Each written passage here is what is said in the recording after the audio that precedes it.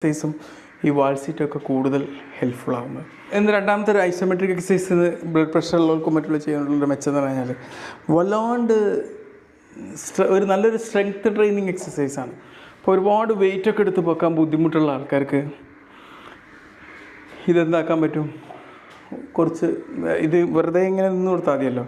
അപ്പം അതുകൊണ്ടുള്ള ഒരുപാട് പോഷണങ്ങളില്ലാതാവും എന്നുള്ളതാണ്. പിന്നെ ഇത് നമ്മളെ കണക്റ്റീവ് ടിഷ്യൂ എന്ന് പറയും, നമ്മളിങ്ങനെ അതൊക്കെ സ്ട്രെങ്തൻ ചെയ്യാനും ഐസോമെട്രിക് എക്സസൈസ് നല്ലതാണ്. ഈ ഐസോമെട്രിക് എക്സസൈസ് ചെയ്യുന്നതുകൊണ്ട് വേറൊരു ഗുണം എന്താ, വല്ലാണ്ട് പെയിനൊന്നും ഫീൽ ചെയ്യില്ല. അപ്പോൾ നമ്മളൊരുപാട് വെയിറ്റൊക്കെ എടുത്ത് പൊക്കി കഴിഞ്ഞാൽ ചിലപ്പോൾ നമുക്ക് പറയാൻ പറ്റില്ല എത്രമാത്രം, ചിലപ്പോൾ ഇവിടെയൊക്കെ കഴിഞ്ഞ് പെയിൻഫുള്ളായിരിക്കും.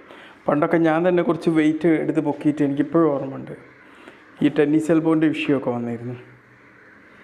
ഇങ്ങനത്തെ ഒരു പ്രശ്നം വരില്ല എന്നുള്ള ഈ ഐസോമെട്രിക് എക്സസൈസാണ് ഏറ്റവും കൂടുതൽ ബ്ലഡ് പ്രഷർ കുറക്കാൻ കൊടുക്കുന്നുള്ള ഒരുപാട് റിസർച്ച് ബോധിച്ചിട്ടുണ്ട്.